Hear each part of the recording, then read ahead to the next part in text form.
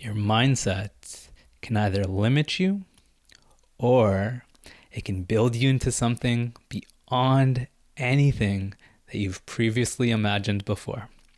You're about to hear from someone who has proven the latter and has since become a mindset expert that is here to help you do the same. What is up, Ascenders? Welcome to Awaken, a show in which we have conversations to assist you in awakening your consciousness into your highest purpose and potential. My name is Brian Henry. I'm the founder of Together We Ascend. I'm also a transformation coach and your host of the show. If this is your first time tuning in, I want to welcome you.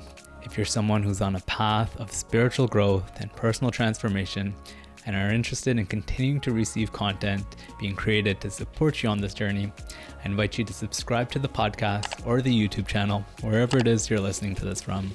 And if you're a returning listener, welcome back, family. I would greatly appreciate it if you haven't yet already, if you took a moment to head on over to Apple Podcasts or Spotify to leave the show a review. This really helps us grow and get out to more people so that we can have a greater impact in the world.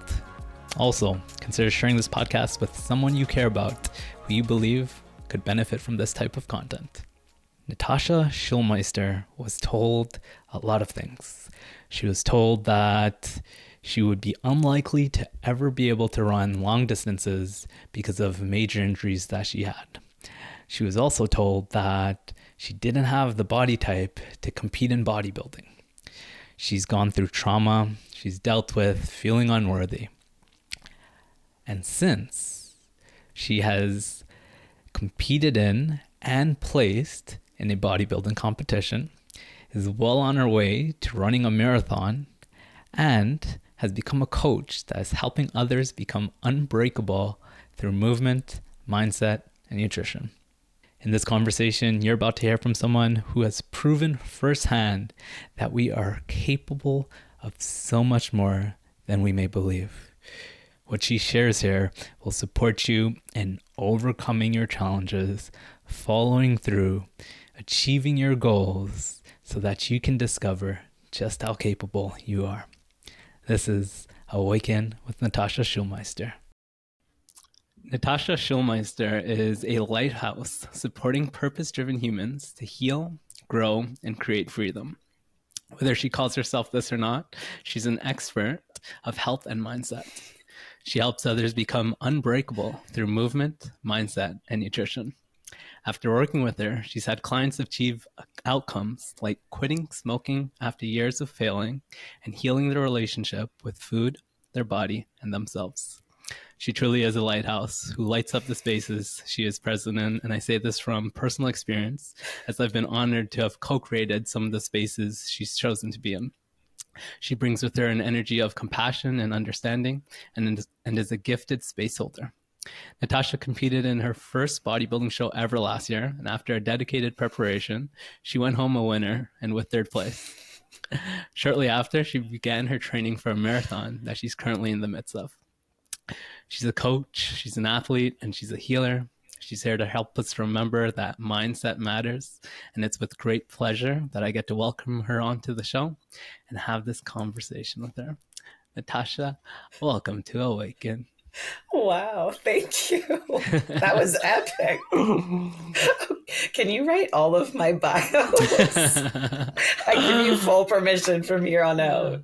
That was incredible. Well, I think by definition, the only reason it could have been epic is because it was of an epic person. Thank you. Yeah. Which no hiding now. No, the world's gonna see this, Natascha. I'm looking forward to more people getting to experience this epicness. I've had the opportunity to for the last maybe like a year now, maybe a little more, and yes, it's my pleasure to be able to provide you this platform to share your story and share all that wisdom that I've had the chance to experience. I so appreciate being here. Just so you're aware, I know we've spoken about it a few times. I find it incredible that I found you when I did, you and everybody that I found in that collective that you created, and to be here feels so safe, and I'm just excited to see where it goes. It always does with you. You set up the space in such a cool way, such a playful but also honest way that a lot comes through, a lot more than necessarily can be predicted. So this should be Yeah. fun. Yeah, I know it's gonna be, and I can feel that there's just so much that wants to come through this transmission and in this conversation. So let's jump into it. Where I want to begin is hair. I feel like often what I've seen in people tuning into to content like this, that they're seeing people who embody qualities that they might aspire to embody. They sometimes I've seen this create this gap between themselves and that person, and there's this idea of, well, that's them, they're special, that's not Yes. me. And I think one of the best ways we can kind of debunk this is to let them know that you weren't always this person. You too had to go through your fair share of challenges and darkness. And I've had the honor to hear some of your story in the past, and I think it does such a great job of showing people that even if they're in some of that themselves, that they can get out of it because, well, you did. And Yeah. so that's where I want to start. I want to start with you sharing a bit of your story. I know you won't be able to share all of it, but whatever you feel called to share with. Um, and I think especially making note of, who you were before this person that embodies the sort of qualities and the sort of mindset that you do today. Yeah. Yeah, absolutely. I want to start also by saying I still struggle. So I just want to make sure that it's clear for anybody that might be watching. They see people like you and I, and we're at this place in our lives where we're producers. We're able to produce a lot more. We still struggle, and we still fight battles, and we still deal with life. I like when people say, life happened. Well, life happens. It's very normal for everybody. And so I just want to say that, even though we might be able to accomplish a lot, and you might be seeing that, it doesn't mean that there isn't certain battles that we're also facing at the same time. I always say I'm not special. I just have good follow through. That's what I tell people. I'm like, I'm not unique from you. I'm not a different breed of human, and I am still human. I'm not a god. Like, don't put me on a pedestal. I just have really good follow through for myself.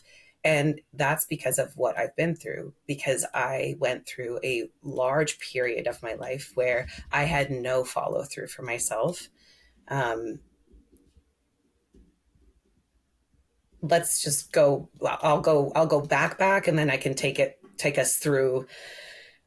Hopefully, not in too long of a period of time, because I know that we're limited on time today. But take us through kind of my experience through life as it was, and what my bigger battles were, and where I'm at now. So I had a decent amount of trauma come through throughout. I would say, in the grand scheme of things, a small window of time, but to me, it felt like eternity. And during the first of a few of those experiences that I went through, where um, my my choice was taken from me, and I had no control over what was happening in those moments. When I searched for somebody to nurture me afterwards, I was abandoned. And I grew to believe that I wasn't worthy of that. I wasn't worthy of love. I wasn't worthy of time, attention. Um, and so when more came through, and I'm going to be emotional, and so I'm just going to, if this is triggering for somebody, just maybe pause it. Um, as more of these things happened to me, I had convinced myself that I was alone. And that was really scary, to go through those things and feel hopeless. I was hopeless. That's a good word for where I was at. I felt completely in the dark, and people only wanted things from me, and then people were taking things from me, and I had nothing. I was just scared. I was scared, and I trapped myself in that for such a long period of time, believing that I couldn't go to anybody, believing that I couldn't solve these things, believing that these things were meant to happen to me, believing that I wasn't worth something better than what I was receiving. I lived in that on repeat in my mind for years. And I eventually got exhausted. And in that exhaustion, I came to a place of not wanting to have to wake up anymore. I didn't want to have to keep waking up and then realizing that what I had went through and what I was living in was real. I didn't want to have to keep waking up and thinking, oh my gosh, please tell me it was a dream, and then it not be a dream. You know, like it was just torture. And I was lucky enough to have, I'm not lucky enough. I think it was meant to happen the way that it did. I don't know if I necessarily believe in luck, but I went to speak with somebody. And for anybody listening, I highly recommend going and talking to somebody. I highly recommend therapy.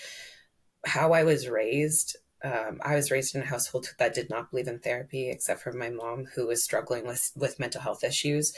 The rest of my family didn't believe in it. And I didn't want to bring shame to my family. And it felt like a shameful tactic to go and get help. And it's not. And I just want to say that if anybody else is in that same place, it's not shameful to ask for help. So I went and I wasn't seeking help. I was actually seeking help out. As in I didn't want to be here any longer. I wanted to be prescribed something with ill intention. And I was given something, I was given a second chance in that moment. And it was all because of how this person who knew nothing about me, who was not trying to fix me, who was not telling me that I was wrong or that something was broken, just sat across from me and heard me. And it was the first time that I have felt heard. And it was the first time that I had felt seen in years. And that's not an understatement. In years, I felt like I was like actually here, like I was alive. Like it was almost as if in that moment I signed on, you know, and it was the most incredible feeling because I hadn't felt it in so long, and it went away. And I wasn't prescribed what I was looking for. So I didn't get my out, which is good. But I kept thinking, I'm like, okay, maybe if I just think about it as like one more. So like, I'm going to just take one more step. I'm going to just wake up one more time, and I'm going to do one thing, just one thing every single day, one that can help me understand what I'm going through a little bit deeper, a little bit better. And so I just started researching. I started researching mental health, and I started researching trauma.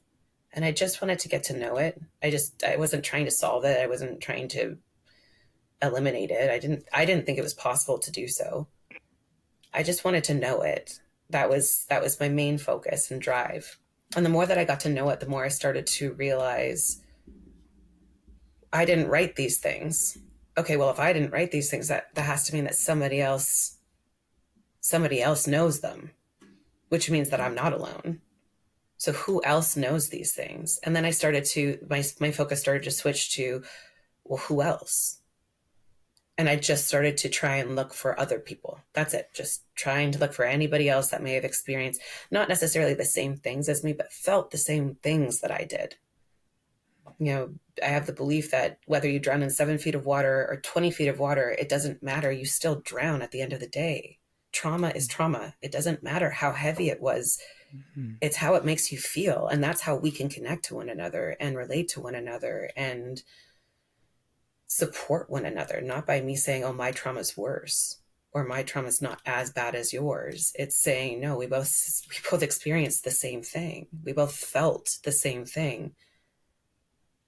How do we work together in that? And so I just started looking for others. Who else might have? And it was so funny because when I started looking for others, I just started asking people around me, the close people around me, like, oh, have you ever felt like this? Have you ever felt afraid? Have you ever felt like this darkness that you can't really understand? Have you ever felt unpredictability? Have you ever felt unstable? Have you these questions of all the things that I was feeling, but I'd only ask one at a time just to see. And all of these people are like, yeah, oh yeah, yeah, of course I have. And I'm like, oh my gosh, okay. Some more validation that I'm not alone in what I was experiencing. Okay. And that just kept evolving over time. It just kept being one more, but that one more brought me to here, like I'm a completely different person than I was at that point in my life. And it's bizarre to me to think that those two people existed at the same time. And I'm so grateful for that person to have existed, that me, because they still live within me, right? They're still here. I'm so grateful to have had them exist because I can now understand people on a new level. I can understand struggle on a new level. I'm not up here doing all the things I'm doing, saying like, oh, you just need to stop feeling that way. I'm just like, oh no, I know that feeling. And when you become aware of the truth behind your life and your existence, it's going to hurt more. I would say it was more painful for me to become aware of the fact that I was responsible for my trauma cycle, or at par with me going through the trauma itself. And that's just because of the length of time I kept myself in that cycle. Mm-hmm. I did that. I was responsible for how long I suffered. I was the one replaying it. I was the one not seeking out other forms of help. And it might have been because of the tools that I had at the time. Yes. But that was me. I abandoned me. These other people abandoned me. Okay. I abandoned me. That hurt. Like that broke my heart open. It was like, oh, I don't want to ever do that again. And I did, and I still do at times. I'm human. And yet at the end of the day, I'm always really quick to come back to myself and be like, is this who I want to be for myself? Am I proud of who I am? Am I proud of what I say? Am I proud of how I'm showing up? If the answer is yes, I'm good. If it's no, then I give myself the grace to make a change. But I was responsible. And that awareness was life altering.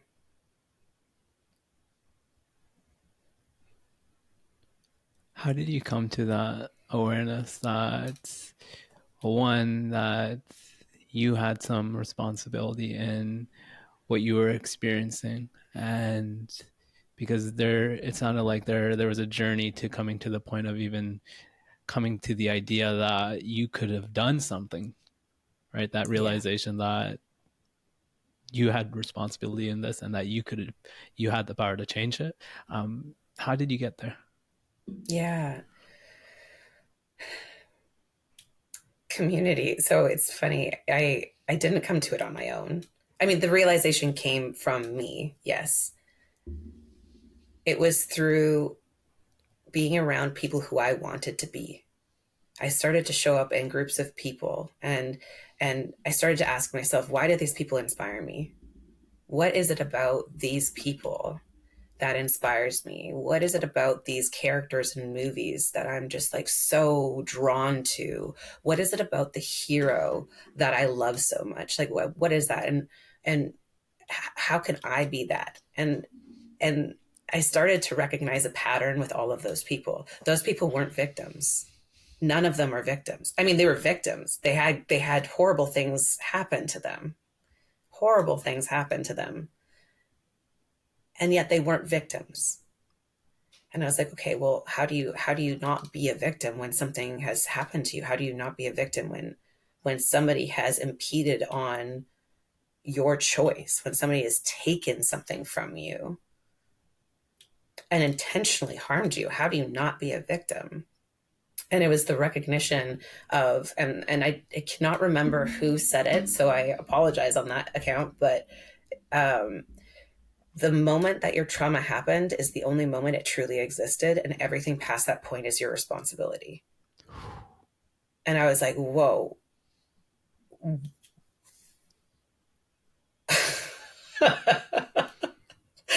to say that hit is an understatement. I was mad when I heard that. Just to be clear, it started as anger because I was like, you don't understand. And then I checked myself and I'm like, no, they do. They do understand. That's why I'm here. I had these two voices. One that was like, F you, like, you don't know, I'm going to go to war. And this other voice that's just like, no, we've been at war for a really long time and I'm pretty exhausted. And if it's triggering you, that's likely true for you. So sit with it. And sitting with it more and more, I felt ashamed of myself. I went through phases, it was this phase of shame. I was so ashamed of myself for letting it go so long. I was like, I can't believe, like I say this, I don't intentionally harm others. I intentionally harmed myself for such a long time, subconsciously. Like I let that happen. Okay. And then I started to realize, well, holding on to that is just another form of harming myself. So now I went from harming myself to harming myself. That's not working. We need to change something else. Blaming myself, shaming myself, being resentful of myself and who I was. That's not creating the change that I want. So we need to take a different action. So what's the next action? I was like, I have to work on forgiving myself. And that one was heavy. That one was hard. It takes time to build trust in any relationship. And so I just focused on other relationships. It's like, what do I do to build trust in other relationships? Okay. I spend time with that person. My actions, my follow through speaks louder than my words. So let's just focus on those two things. How can I spend time with myself? What ways can I spend time with myself that will make me feel really connected to me? And what ways are easy, accessible ways that I can show up for myself and follow through for myself so I can start building that trust? It's not about going from 0 to 100. I tried that. It wasn't working. It was about just finding small, accessible ways to start building that trust back. And the more I did it, the more I started to believe that I could. And the more that I believed that I could, the more it became a second nature. And the more it became second nature, now it's just who I am. It's integrated into my being. So when I say I have good follow through, I'm not unique. I have good follow through. It's because I built a skill. It's a skill, right? It's a communication skill with myself. I show up and I follow through. Yeah. And if I can do it for me, I can do it for others. And that translates out. Yeah. I think what's powerful about that too is seeing the two-way relationship between following through and building that trust, right? Yeah. When you follow through, you build on the trust that you have on yourself, and the more trust that you have on yourself, the more likely you are to follow through. And so I think one of the things you said there that's so key is starting small, right? Starting small with those, or the small ways that I can begin to show up with for myself, and then building on that trust. At what point did you feel your first flicker of hope that things can change? Well, the first one would have been at the counseling session. It wasn't necessarily, it wasn't the flicker of hope of, that my life would like completely 180, right? But it was the flicker of hope that I could be here still, which is huge. I mean, for anybody that's been or lived in darkness, they can understand that moment. I think anybody that's struggled, that finally gets that like breath where they're like, oh, things might be okay. That feeling is irreplaceable. And then I would say, honestly, when I realized that things had changed like in a very big way, was when I separated from my ex. And it's not that because he was a bad person. I want to clarify this and make it very clear. Two good people can be good people and not good for each other. and I believe that deeply. And so we had been together for an incredibly long time, almost 6 years, and both of us were just getting worse. And it took a lot of crying in the shower for me to realize that it was the best thing for both of us, for me to be the one that stepped up and finally called things quits. I was fighting to become this new person, this new version of me. I was going and doing a bunch of things that were feeding my soul.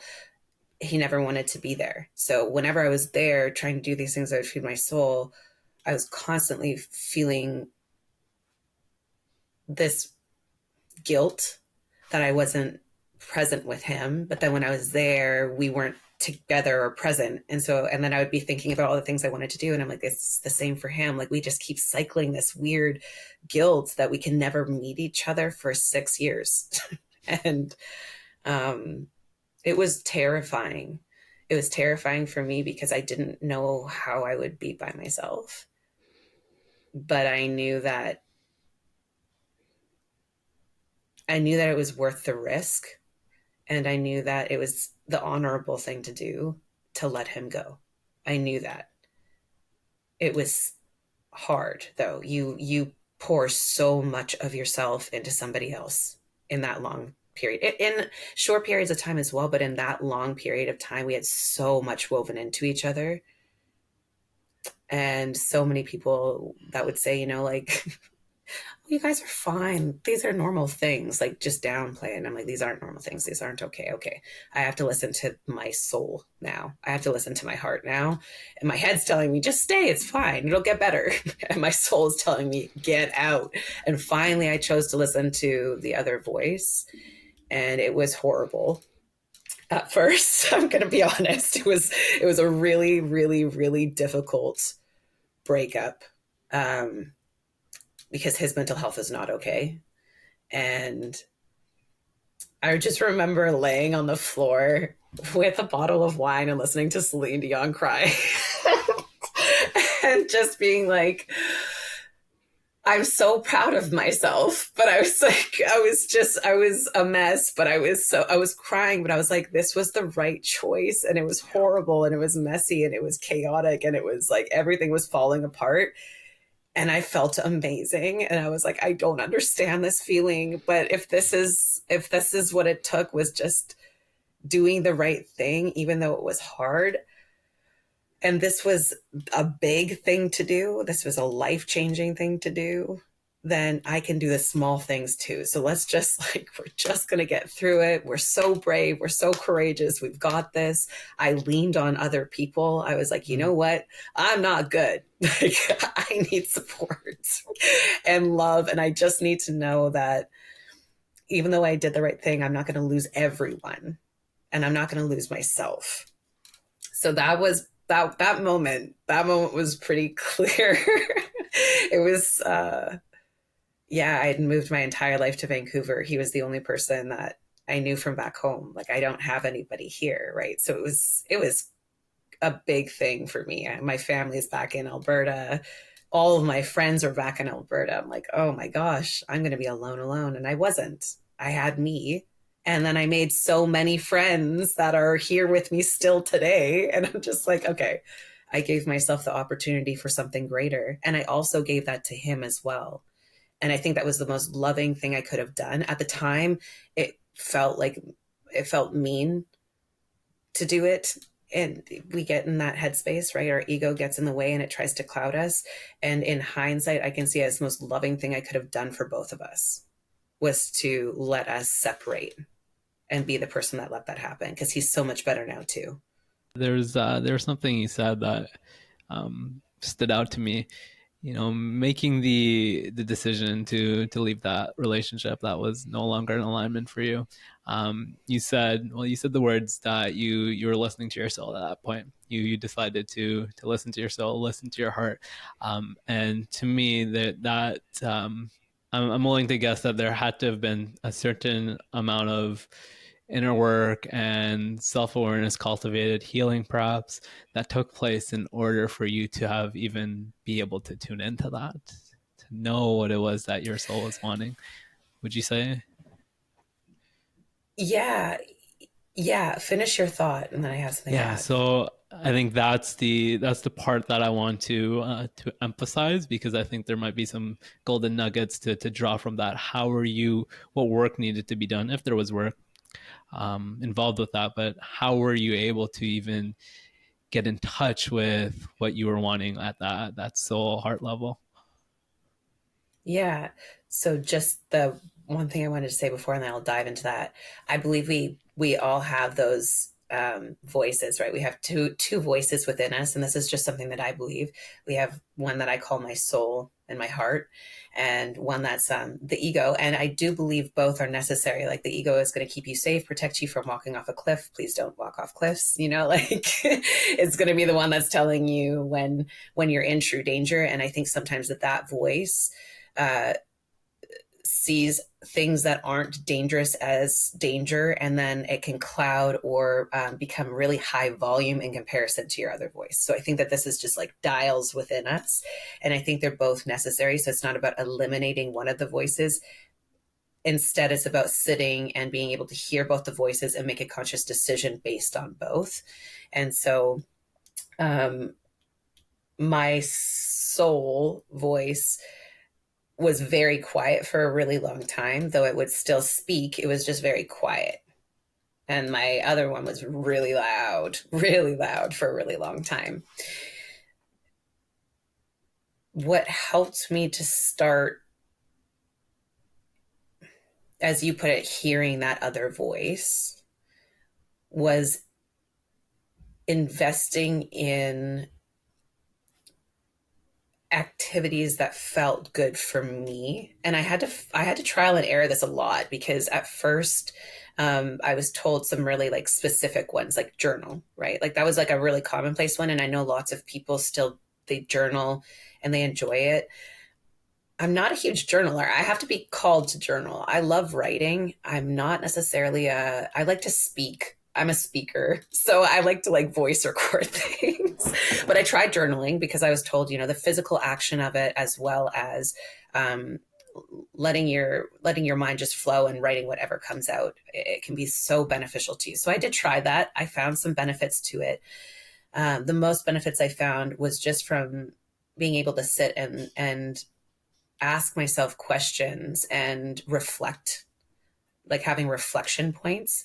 And so I took those things and I tried a few different other tactics. So one thing I would do is I would do voice recordings. So I had questions. I just found them on Pinterest. It was super easy. And I just found, soul, what were they called? It was so funny. It was like soul building questions or something like that. It was like, and then it was like 7 soul building questions. And I would ask myself these questions, and I would record how I was feeling, and I would just let myself talk. And then the next day I would listen to it. Like the next morning I'd listen to it. So I'd do this at night, and then I'd listen to it the next day, and I'd be like, oh, wow, that's really cool. And when I listened to myself, I was able to be like, oh, wow, okay, I felt that way yesterday. How do I want to set my day up? And that was another one that my counselor gave me, was like intention setting at the start of the day. So I'd listen to this previous recording from the night before of my reflection of the day, and then I'd set an intention for my next day based on that. And I'm like, okay, well, yesterday felt really good. How can I bring some of what yesterday had into today's day? Or yesterday felt pretty horrible. How do I bring some more peace to myself today? Or yesterday I worked really, really hard. How do I slow down today? Like asking myself to go hot and cold. That was like the idea that I was told to keep in my mind, was like your hot and colds. If it was really good, um, you know, what other things happened, because it can kind of cloud. It's like, okay, hot and cold. You had a lot of good things. What were some things that you think you could work on? So hot and cold, hot and cold, hot and cold. Or I had a really horrible day, but what were some good things that happened? Because it's easy to find the horrible things that happened. If there was 20 of them, it's harder for you to find the things that were good. Okay, great. And I went through that for, I would say 3 months before it just became habitual. Like I didn't have to record it anymore. I just found myself already doing it without needing to do the extra step of recording and then reading the 7 soul building questions and doing that. I felt pretty grounded in the practice of just reflecting and then setting intention. And then also, I would say the next part to this as well was my therapist told me I'm a very curious person, and I have a very good understanding. I like to understand. And her one comment to me that was so impactful was, you can understand and things still not be okay. And I started to ask myself, okay, I understand why things happen today. And that doesn't mean that they should happen. So is it okay? And I just went to asking myself, is it okay? Like, okay, I understand why things happened. Is it okay? Yes or no? And I'd ask myself that, and I'd let my heart answer that question. It was like, no. And it wasn't about fixing it at that point. It was just about yes or no. I was just trying to get in tune with myself and understand what I needed more than anything in those situations. Is it okay? Yes or no? No. Okay. Let that be what it is. Is it okay? Yes or no? Yes. Okay, great. Let it be what it is. And then build from there. Yes. The reflections that you would do, these voice recordings. By the way, I love that you give yourself the space to do it in the way that feels good and aligned for you. Not everyone needs to be a journaler just because it's this super beneficial thing for so many people, myself included. I don't think that it's necessarily the format that everyone needs to follow. So if voice notes are your thing, do voice notes. That's not to say don't give it a shot and give it a fair chance, because you can't know unless you do. But for you were doing these voice note recordings. This was done, and then you also said you tied this into intentions that you would set. So was this a daily thing that you would do, and when were you doing this? Was this the recordings that you would do, let's say, at night, and then intentions in the morning? How did that look for you? Yeah, so I did it as many days a week as I could. I wanted to relieve as much pressure as I could, because at the start I tried to do it every day, and then I failed, and then I shamed myself, and then I stopped doing it, and then I went back to therapy, and she's like, why aren't you doing it? And I said, because I failed. And she's like, you didn't fail, you just have to do it. And so I had to teach myself how to approach things in a healthier way. And so I want to say that, because I know a lot of people struggle with this. They're like, no, I have to do it 7 days a week, or I have to do it 5 days a week, or I have to do it 3 days a week. And as soon as that doesn't happen, they're like, no, now I'm not consistent. Consistency isn't about perfection. It's about persistence. And that's what I had to learn, was that consistency is not about perfection. It's about persistence. And so that's what my therapist and I worked on a lot, redirecting that energy and that intention. And so I was like, okay, she's like, just do it as much as you remember to, and eventually you're going to get better at it. And she's like, just trust yourself. She's like, I know it's hard to do so when you for so long haven't. She's like, but just trust yourself. You will do it. She's like, even if it's your OCD, because I'm I'm diagnosed OCD. I redirect my OCD into certain things because that's where I can use it as a superpower. But she's like, even if it's your OCD, it will get you to do it at some point throughout your week. So just trust yourself and do it when you're called to do it. No. She's like, but try, like you have to try. And I was like, okay, fine. And at first I didn't trust her, even though she's a professional. I didn't trust her. I was like, no, man, if I don't have it set, if I don't have a schedule set, if I don't do it 7 days a week or tell myself I'll do it 7 days a week, I'm not going to do it. And she was right. I just let it be. And the first night I did it because I had just left therapy. So it just made sense. Like it was in my brain. And then the next day I didn't do it because I got really overwhelmed at work and I just went to bed. I just wasn't in it. And I woke up the next day and I was like, oh, dang, I didn't do my reflection points. I can still set an intention though. Okay, well, I'll just set an intention now. So I set an intention for my day. And then that night I remembered to do my practice. And then the next morning I forgot to do my intention, but I did my practice and I remembered to do my intention. And it was messy. It was messy, but it was working. Yeah. And more often than not, I was here with myself. And I was like, oh, the more that I'm here with myself, the more I'm starting to really recognize what things are working for me and what things are not working for me in my week. And I started to realize how I was spending my time and where I was putting my time and where I could start to alter that time spent, because time is non-replenishable. And I really do believe that time is non-replenishable. It's our most valuable asset. So I was spending a lot of time watching Netflix shows, and it was funny because I kept saying, like, I want to be moving more. But then I would come home and I would watch Netflix, and it's common, right? It's like, I just worked all day and I'm so mentally drained.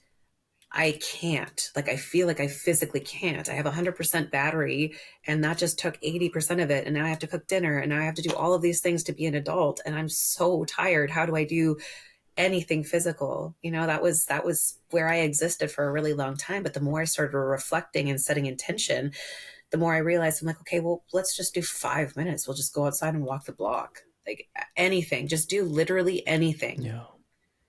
And then I started to recognize that physical activity actually ignited more energy in me. But then we'll come back to that. That's besides the fact. I started to, that I also started to see areas that were really needing attention. Mm-hmm. Like, I was always drained coming home from work. And I'm like, okay, that's not a good thing. Like, I get it that working hard is something that everybody is striving towards. We want to work hard. We want to look like we're working hard. We want to work hard. We want to, prove our worth. My value is in what I can give you. My value is in my output. And it's not true. Your value is you. You are valuable as you are. But I believed in that. And so I was like, I need to pull back, I think, a little bit at work. Unfortunately, that wasn't a possibility at that job. So I was like, I think I need to get a new job. Oh no.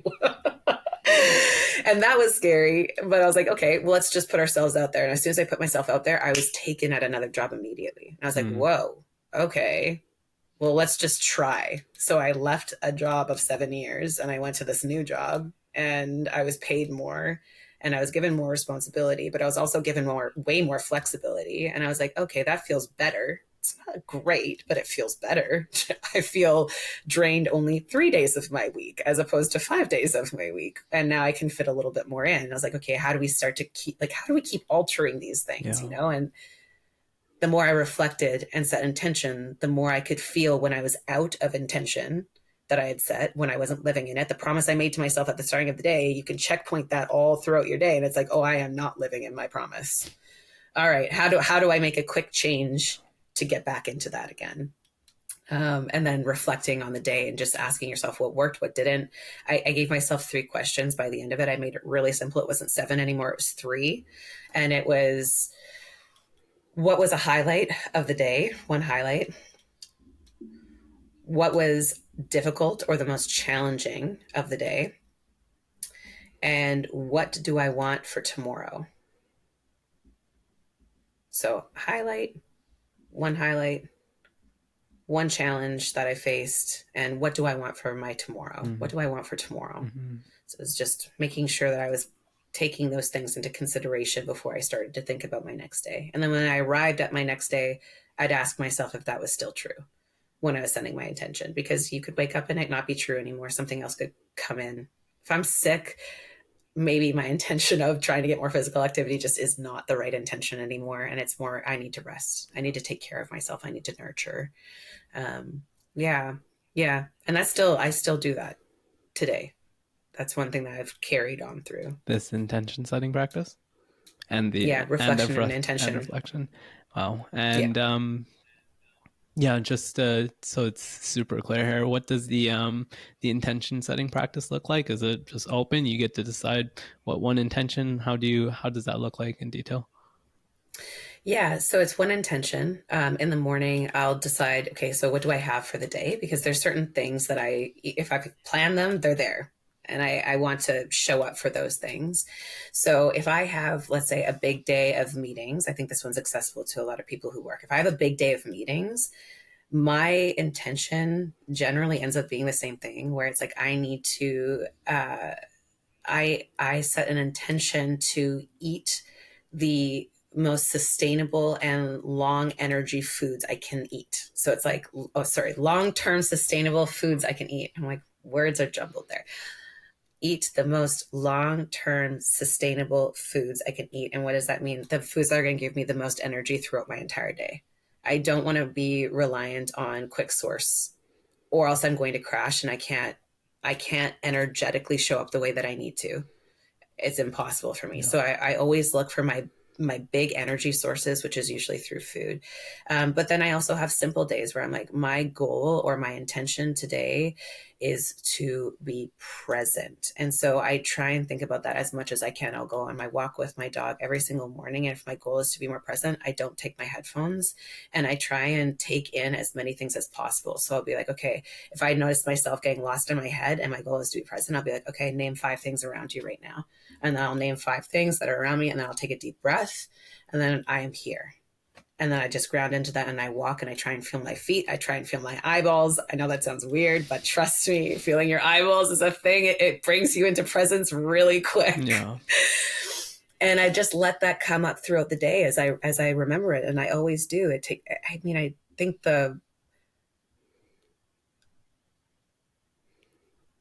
it has to happen at minimum 10 times a day throughout the entire day, where my intention will just pop in. It's just like, oh, right. Oh, right. It doesn't mean that I set the intention. Now my entire day is that intention. There's so many things happening and so many distractions.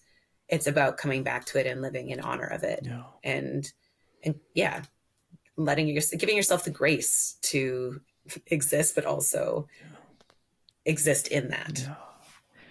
There's something that I want to emphasize from what you're sharing that's so potent. Before that though, a little presence hack that I want to share is when you said feel your eyeballs. It reminded me of Yes. this two-liner that just stuck with me forever, and it was, forget the world existed. So just forget everything that you think and believe about the world. Forget what the world existed, and then focus on the looking. And that second half, especially, I mean, I recall the whole that whole context of forget the world existed, but then focus on the looking. That focus on the looking part has served me so powerfully. Just all that really means to me is like focus on what you're seeing, see what you're seeing, really see what you're seeing, and the way that zaps me into presence is so powerful. So I just felt called to share that one there.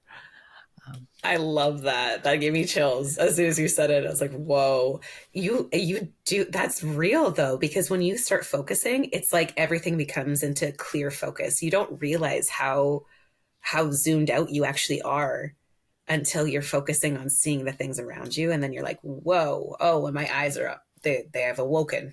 Like, it's an odd feeling to explain, but yeah, I love that. I love that. Thank you for that. Yeah, Focus on the looking. yeah. Epic. Yeah.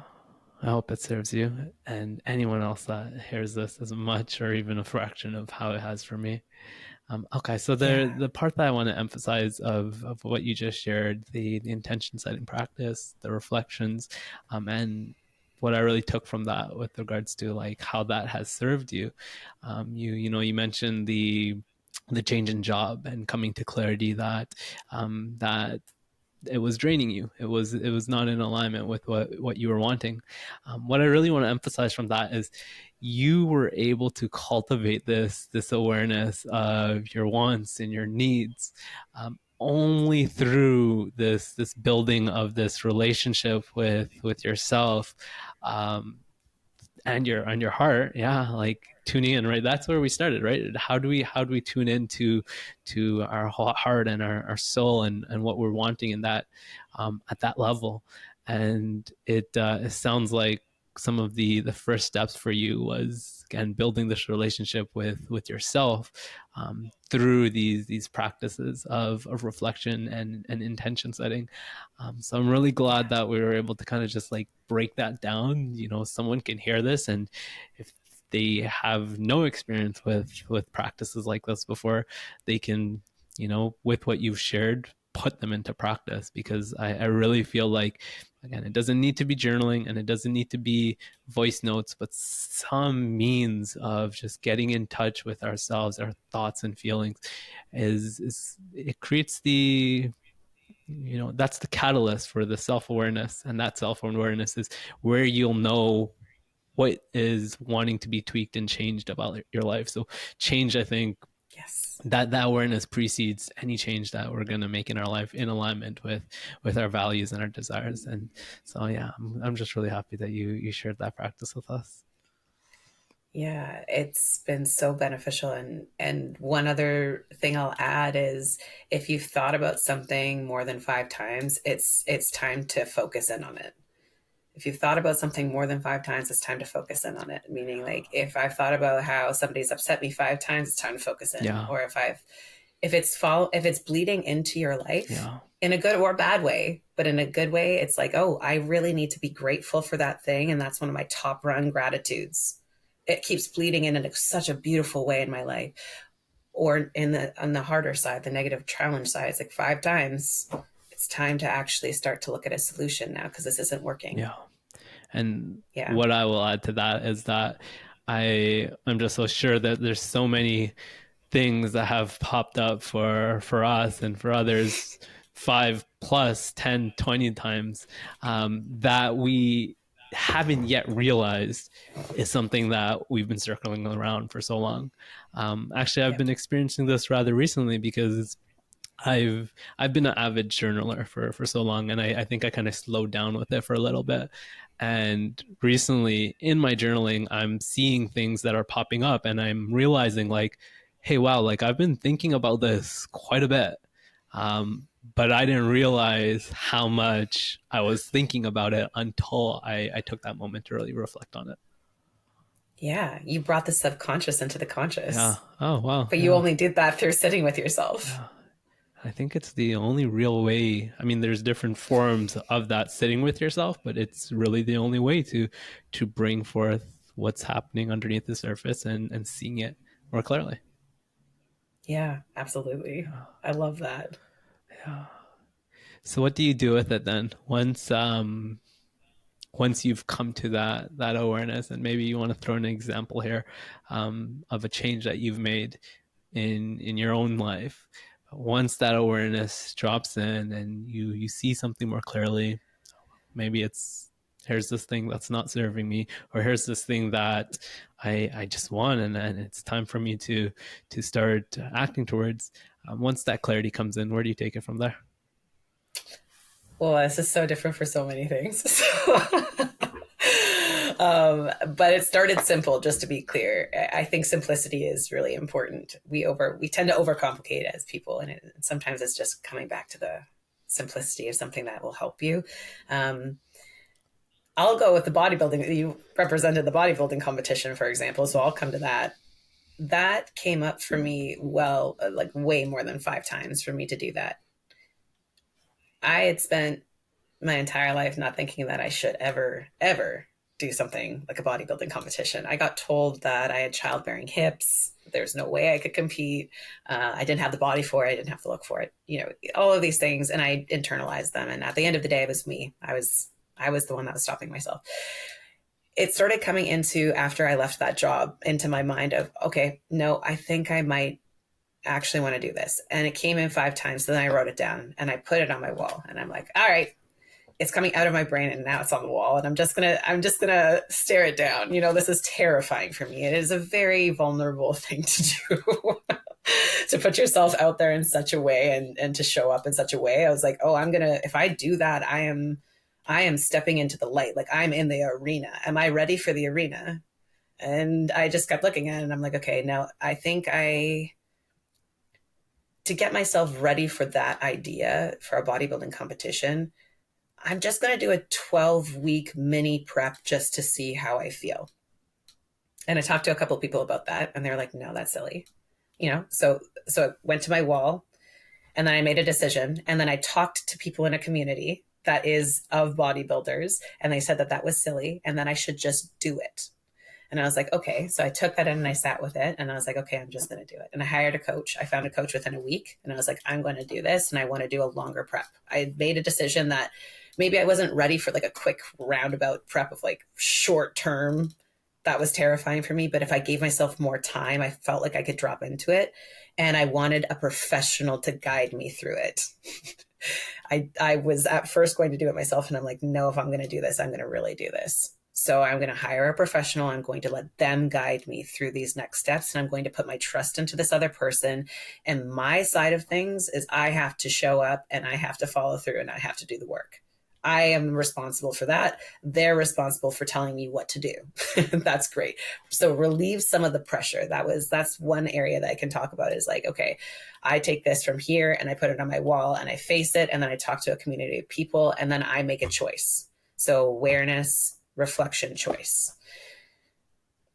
What was that journey like for you, and how did you bring yourself to have that courage to take that leap?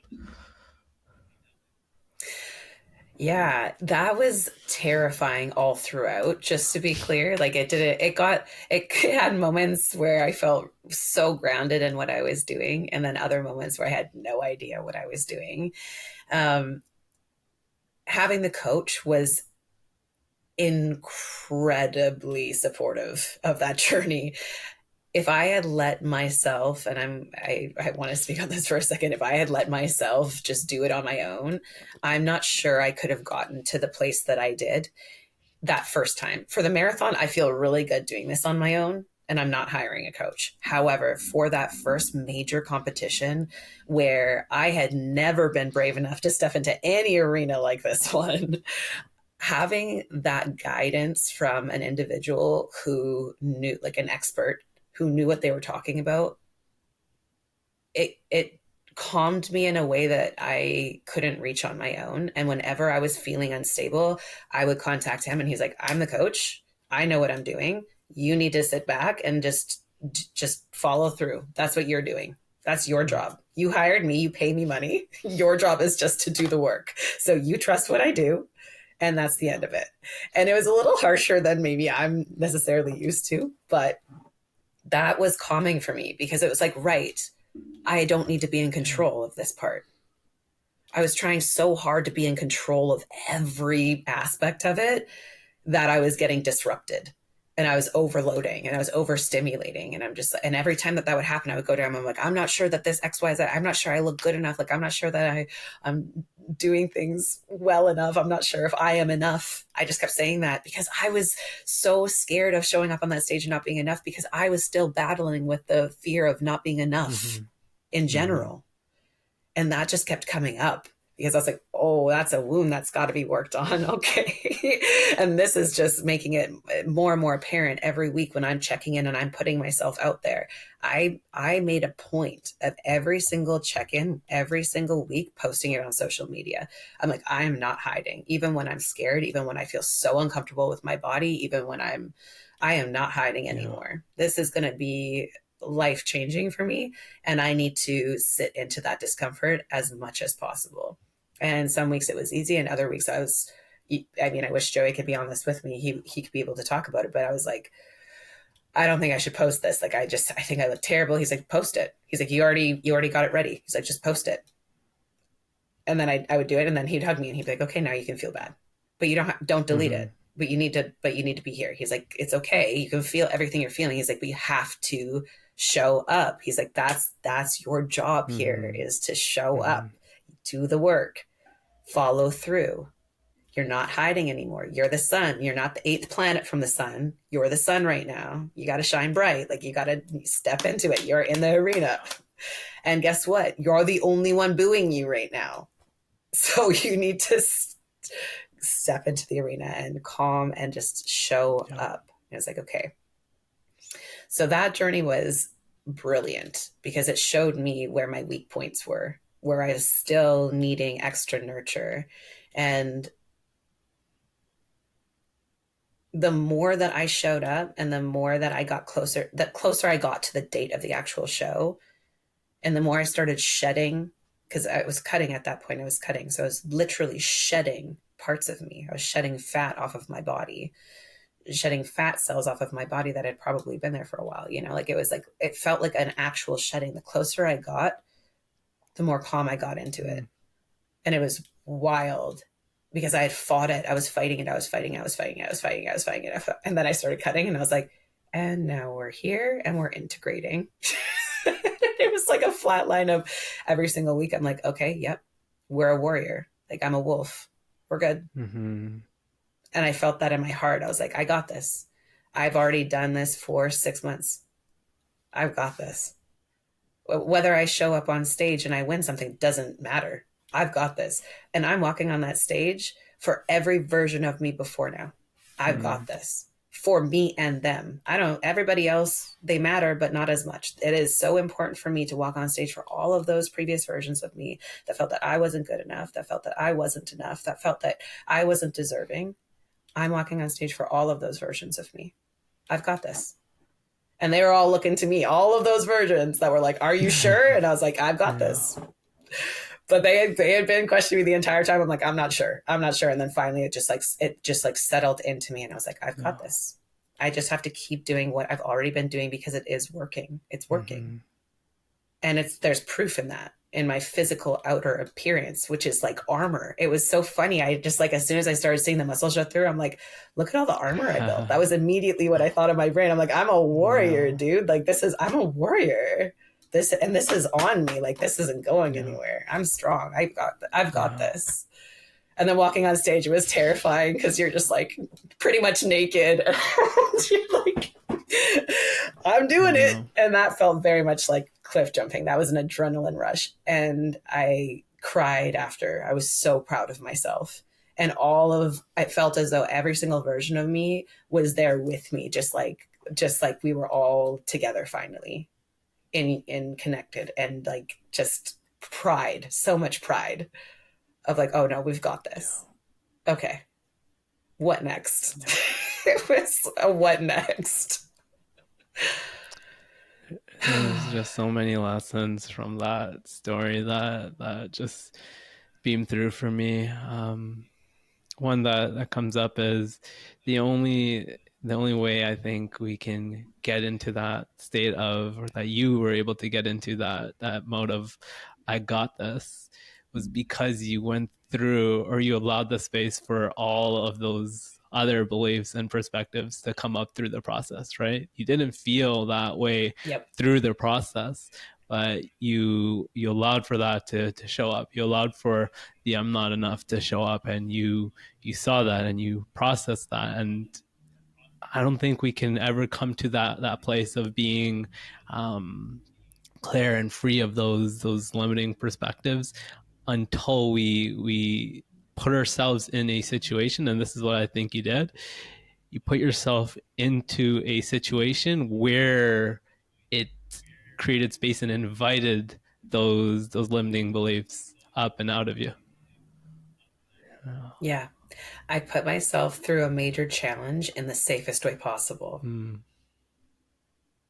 I put myself into great discomfort on purpose in the safest way possible so that I could see those and hear them. I'm not sure they could have translated through otherwise, or that I would have heard them as loudly, because I really heard them and I took the time to hear them. That's another important lesson for me. Was I tried resisting them. Like, no, like tried to combat them. Like, no, I am enough. And then finally I realized, I'm like, no, I need to hear them. I am not enough. Where is that coming from? Like, talk about it more, like think of it more. What more is coming through? Because that's top level. That's pretty surface. What else? And so I just kept combating with that. I was like, and what else? And what else? And what else? And through hearing it and listening to myself, I was like, okay, now we're getting somewhere, like subconscious mind to the conscious mind. All of the other stuff was still back here. The conscious mind was hearing that I'm not enough, but the other stuff is still back here. It's like, I got to pull this out. And I have to feel them. I have to feel them. Yeah. I think you just spoke brilliantly to how we heal these parts of ourselves. It definitely, just really parallels my experience with transforming these parts and these limiting beliefs. One, yes, we have to feel them, and two, we have to pay attention, right? We have to see them, and I think maybe seeing them comes before we start to feel it. And I think there's also a really important thing that you said there. Rather than trying to combat it with a affirmation or some other perspective or belief, there definitely is a place for I've got this, and bringing that in. But if what's coming up for you is I'm not enough, trying to, the way that I like feel and see this visually, I guess, is the affirmation when it just doesn't feel true at the moment is just kind of suppressing and like covering up something that wants to be felt and seen. And if we, yeah, if we don't give these parts of ourselves the attention that they're asking for, then they just ultimately like keep getting suppressed and start continue to play in that background. That's the way that I've experienced it. They'll Yeah, they'll build up and then they'll leak out of you in other forms that you're not controlling. Yeah. And what it takes is just truly, genuinely hearing Yeah. them. They just want to be heard. That's what it is. We want, all of us have a common goal of being heard, right? It's the same with our relationship with ourselves. I want to be heard. I don't want to ignore it. I want, what's my truth right now? And that's okay. It's okay to not feel like enough. That's okay. We're so resistant to it. And it's like, well, no, we have to feel better. No, to be successful, I have to feel good all the time. It's not real. We are brilliant. We're human beings with the capacity to feel so many emotions at the same time. I can feel not enough and joy at the same time. I can have those two things. It's okay. It's okay. And it also doesn't need to dictate or define who you are, nor does it need to define how you choose to act, as your story perfectly just gives an portrays. Despite having been feeling these emotions, you chose to continue to follow through despite that. Yeah. If I could, that's why I kept telling myself, if you can do one thing, it's just follow through, just like I'm being told. That's my job. Just show up and follow through. And at the end of it, we get to decide when we walk on that stage if we're not enough. And I was like, I'm pretty proud of how I showed up. Like, I was like, because I knew I worked for it. I showed up. I had all of this evidence supporting the fact that I was enough. Yeah. I had months of evidence of every single workout I showed up to, every single meal I prepped, every single hour I slept. I had months of evidence in favor of me being enough to walk on that stage. Months of evidence. I'm like, in a court of law, I win. I'm enough. In a court of law, this is the truth right now. So here's the facts, and I have the data to support the facts. I am enough. Action is the cure to self-doubt. Yeah. I mean, and action is the motivator as well. The motivator? Yeah. What do you mean by that? People think that motivation comes first and gives you action. Action's what gives you motivation. And then it cycles from there. Kind of feeds into each other. I was not always absolutely. Yeah. Yes. See, I think there's a lot that we can say about the process of inner work and healing and shifting how we feel within ourselves. And that's 100% important. I mean, where are we? Like, of course we know that's important, but probably something that doesn't get spoken to enough, at least from what I'm seeing, is the way that following through despite, and this has a place, right? It's not that I'm saying this is the be all end all. It's a paradox, but I think a perspective that I just haven't heard being shared as much, that there's so much power in, is how acting despite how we feel and following through despite how we feel can be the very thing that creates the momentum and catalyzes that feeling of empowerment and shifts these feelings of self-doubt and I'm not enough. I feel like there's just so much power to that. If you feel like you're not enough, the only way to combat that is to be enough. Isn't that funny? That's the only way. So how do you be enough? How do you be enough for you? That's very unique to each person. It's very unique to each person, right? I think that comes a lot. I think that comes through for me right now as having confidence set around your ability as opposed to your intention.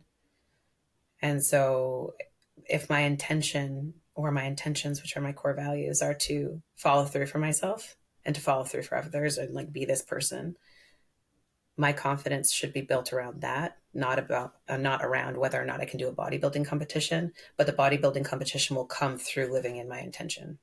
Does that make sense? So you're deriving confidence. Let's hear that once again. What do you where do you find your confidence? What's that being derived from? My confidence coming from my intentions, which are linked to my core values, as opposed to my abilities, which are linked to my external output. Right. So aligning with your core Yeah. values. Yes. Mm-hmm. Yeah. And building confidence around Mm-hmm. that. I'm confident in the fact that I have follow through. I'm confident in that. I'm not confident in the fact that I can run a marathon today, but I'm confident in my fact that I can follow Mm-hmm. through. And that confidence is what gets me showing up for my prep every week for marathon Yeah. prep. And that's unshakable because it's grounded in core values. It's grounded. With my ability, that's not grounded. I could lose a leg tomorrow, and then guess what? I'm probably not running a marathon, right? Like it's one's quite unstable, one allows for grounding. So that's another shift that I'm constantly working on right now, but I felt translate through from the bodybuilding competition. Yeah.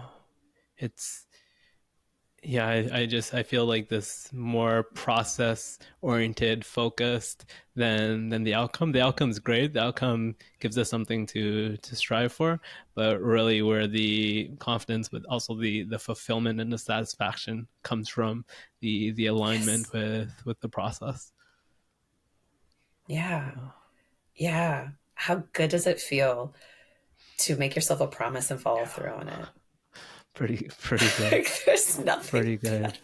It's and I can do that every day. Like that's something I have access to every day. That's so cool. That's so cool.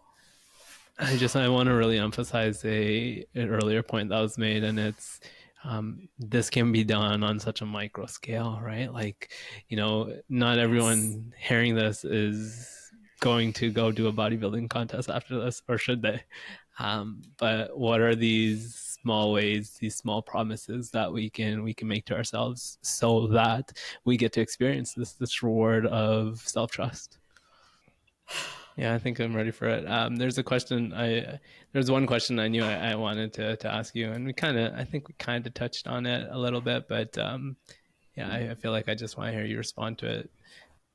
We said it before, you did the bodybuilding contest last year, and some would say that what you're training for now is on the very opposite end of the spectrum when it comes to types of fitness competitions, let's say. Why? So, okay, this is funny. The bodybuilding competition, I never believed I could do it. So I broke that limiting belief. And I was like, if I could do that, what else did I believe I couldn't do? I have never believed I could run distance. I have never believed that I could do that. And I'm like, well, I guess that's the next one then. That was the first one that popped in my head. And I was like, it was funny. It was within a 6-hour period of time too. Joey talks about this. It's hilarious. I talked about it. I'm like, I think I want to run. I think I want to do something endurance wise. And he's just like, okay, like, what do you want to do? Like a half marathon? I'm like, yeah, okay. And then maybe like 6 hours later, I'm like, nah, if I'm training for anything, it's going to be a marathon. I'm not doing a half. Like if I'm going to dedicate so much of my time and energy and effort and fitness towards to half marathon, I might as well just do the full thing. Like it's not that different training wise. So for me, I'm like all in. Let's just go for it. I have never been a distance runner in my life. The longest run I had ever done previous to this was the Sun Run in Vancouver. It's a 10-kilometer run, and that was like 2-3 years ago. We did it on a whim. We did one 10K prior to doing it, and then we're like, yeah, we'll just do the Sun Run now. And it was like, who am I to do this? And then I was like, who am I not to do this? It's that like flip of mindset, right? And so, yeah, after the bodybuilding competition and that limiting belief that I had with my body and what my body was capable of, I asked myself, I'm like, what else did I believe I couldn't do? And I was like, distance running. I have so many injuries. I've dislocated my knee. Oh my gosh, I've sprained my left ankle once. I've sprained my right ankle 2 times in 3 separate places. I've broken both of my feet. Like I have a mess of injuries from previous where I'm like, there's no way my body is going to be able to do this. And then I sat there and I'm like, I don't know that for sure. I've never tried. So I was like, I guess this is the trial. And now my longest distance run has been 24 kilometers, which is not a small feat. So I'm like, if I could, that's more than a half marathon. That's getting closer. and I'm okay. My body is okay. Our bodies are incredible. We are incredible. It's not just our bodies, it's our minds. Like what we're actually capable of and what we think we're capable of are they're vastly different things. And all you got to do is one step more, one step more, one step more. Keep going, keep going, keep going. You'll be mind blown where you get to. So just to really put this in perspective for our listeners, and you'll let me know if I have it right. The reason why you chose to train for a marathon, the reason why you are training for a marathon is because you didn't think you could do it. Yeah.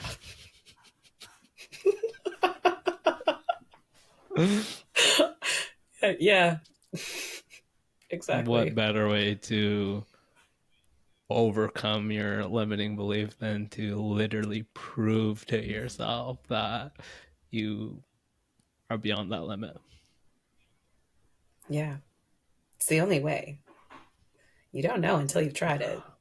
I could easily try to run the marathon and it not work, and that's okay.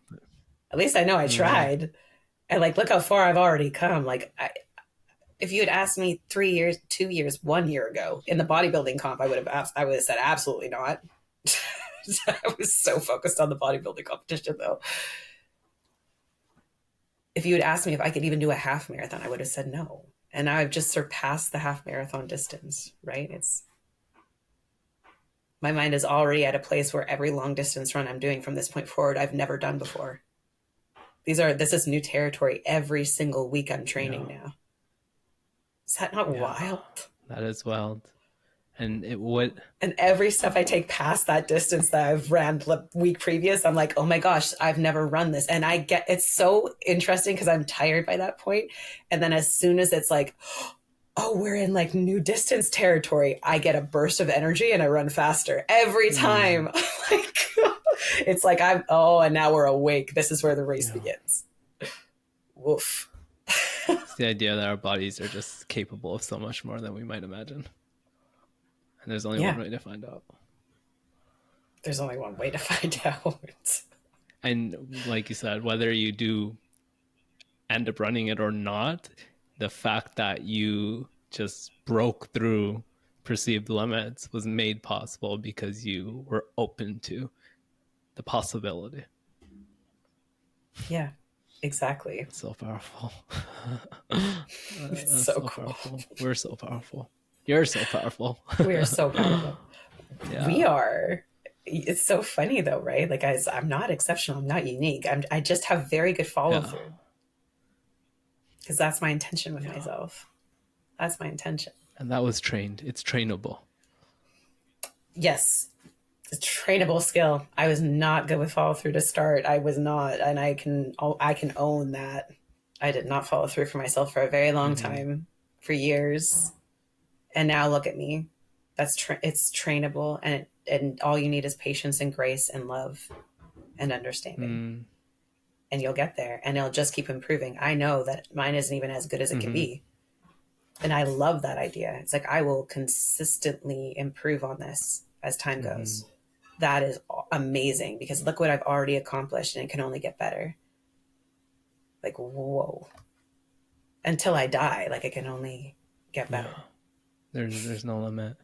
The other thing that was just really coming through for me here is that these intentions and these aims, the reward that they truly have to offer us is the growth and the transformation that takes place in the process. Yeah.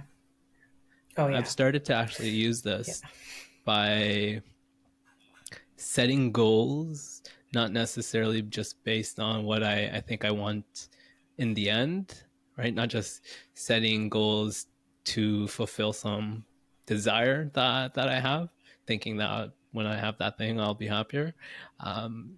Yes. I've started to set goals based on what I feel like will invoke the growth in me that I desire.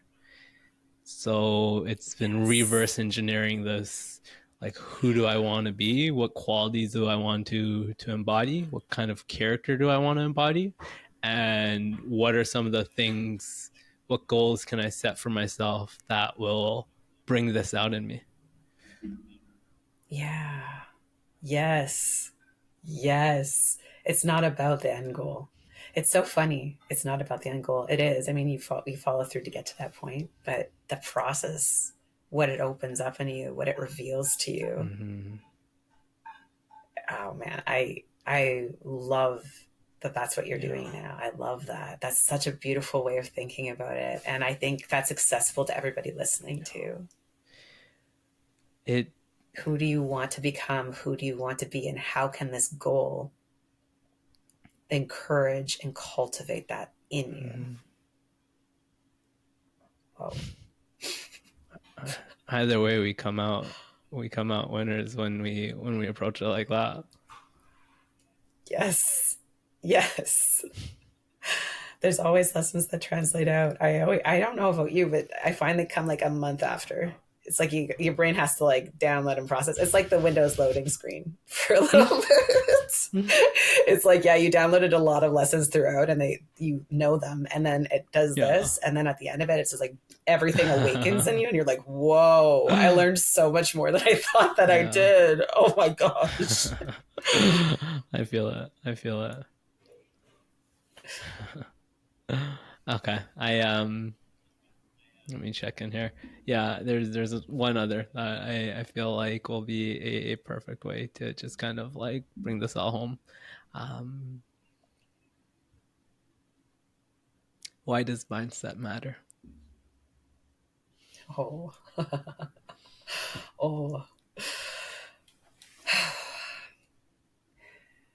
Your mindset is what creates your limitations. Your mindset is what creates your limitations, right? Your mindset is what creates your values. Your mindset is what creates your beliefs. Your mindset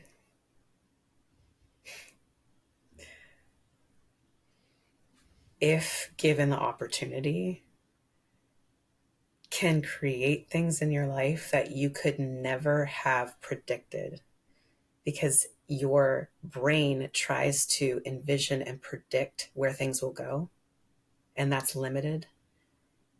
When you expand your mindset and allow it to be everything that it is in all of its glory, you expand past that tenfold. So you're being challenged. Your mindset can get you through any single challenge that you're going through, whether it's physical, mental, emotional, doesn't matter. Your mindset can get you through that. Your mindset can also take you down deeper. You have to choose what depth you're going to. Am I going into depth of love?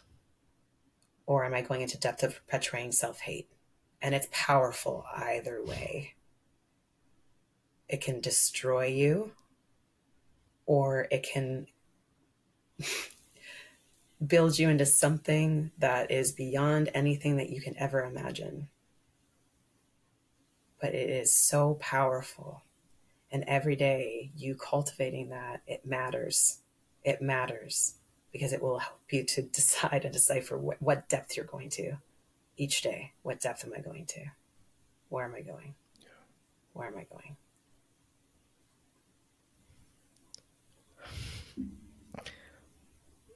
I almost don't want to even like say anything to dilute that. But I feel like perhaps just offering just what's coming through for me and hearing you share that might add some valuable perspective to it. And it's this. I feel that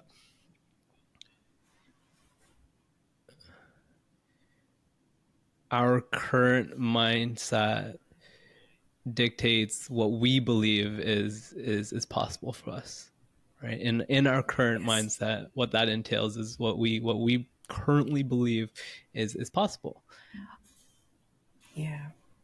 And that's what we'll experience as being possible. But when we open up and expand our mindset to greater possibility, like possibly being able to run a marathon when you were never a long distance runner, or doing a bodybuilding show when you were told that you didn't have the body for it. When we open up our mindset to that greater possibility, then those possibilities become possible for us. Yeah. Yeah. I think Tony Robbins is like the one that says if you're told to look for everything red in a room, you'll find everything red. But if I ask you to name something blue after I asked you to look at everything red, you won't be able to name anything blue because you're so focused on the red. Mm-hmm. Right.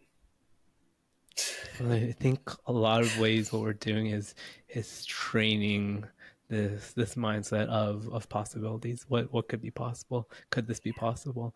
And I think one of the messages that the lessons that we derive from your story and what you've shared today is that one of the ways that you expand on that sense of possibility is through action and follow through, proving to yourself you are beyond what you once believed yourself to be limited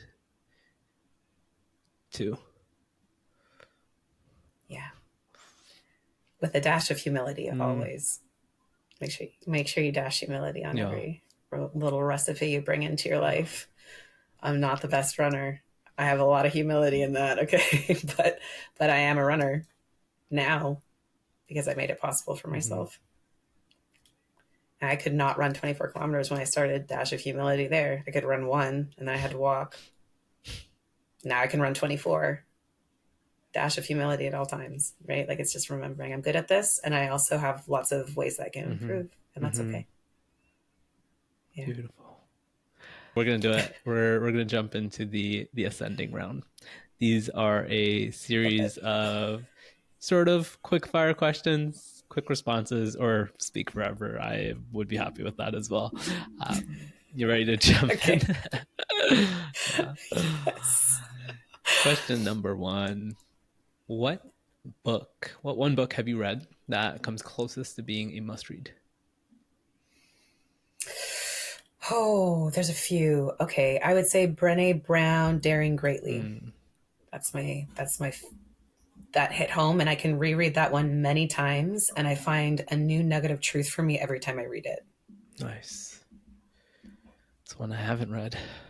Oh, it's gorgeous. Looking forward to it. What one new practice, perspective, or lesson have you integrated or have been integrating in the past 6 months that has been having the greatest impact on you?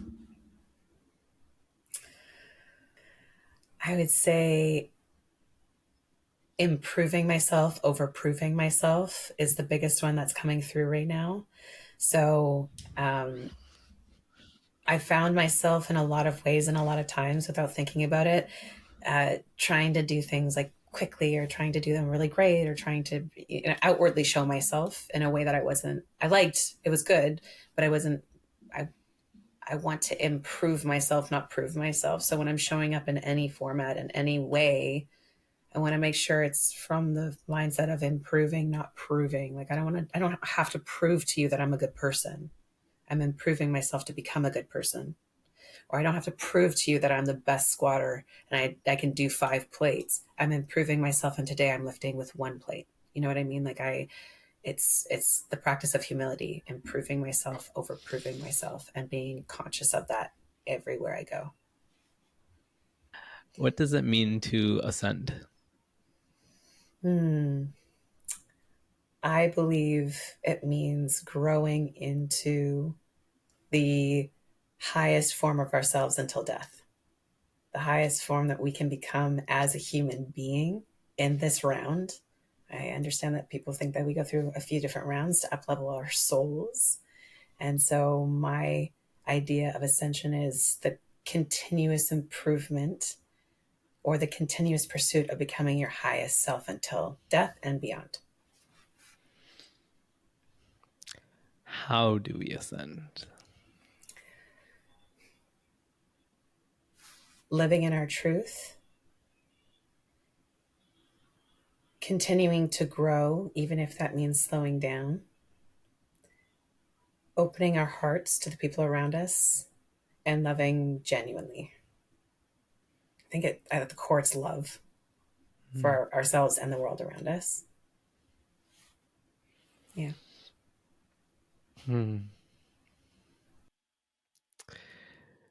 I got one grand finale question for you. If you've heard the show before, you know it's coming, but are you ready for it? I'm ready. Tasha, you just actualized the ability to telepathically communicate to all of humanity. What do you say? I love you. I love you. You are loved. You are loved. You are loved. You are loved. And if I have to say that on repeat for 80 hours until people believe it, I will. I will repeat that message. You are loved. You are worthy. You are so much more than you'll ever know, that you'll ever believe until you die. Like, it's just, you are meant to take up the space that you are meant to take up. You are meant to be here. You are. Yeah. I love you. I may not know you. I don't need to. I love you. And that's unconditional. I'm not loving you under the condition that you love me back. I'm not loving you under the condition that you're good at something. I'm not loving you under the condition that we meet. I love you because I have the ability to, and because you are worthy of being loved. And I say that in truth because that is who I needed. That's who I needed. I needed the person that loved me. I love me now. And I also love you. And it's because I love myself that I can love you. Senders, that is going to be all for my conversation with Natascha. I trust that it was able to inspire in you a remembrance that we are so much more capable than we've considered ourselves to be. Because our mindsets can either be our greatest limitation, creating the perception of limitation, or it can be the very thing that allows us to evolve beyond what we ever thought was possible. And through training, practice, and follow through, we can discover this for ourselves. Before you go, Senders, if you've enjoyed the show, I would so appreciate it if you took a moment to head on over to either Apple Podcast or Spotify to leave us a review. And if you haven't yet already, I invite you to subscribe to the show on YouTube or whichever podcast platform you're listening to this from. And lastly, I want you to think about somebody in your life that you believe in and would love to see believe in themselves the way that you do. Then share with them this episode to support them in expanding their mindset and their belief in who they are and what they're capable of. Ascenders, that's going to be it for this episode of Awaken. I want to thank you for tuning in and for being here on this journey, on this planet, at this time, in this moment of our ascension. And until next time, keep ascending.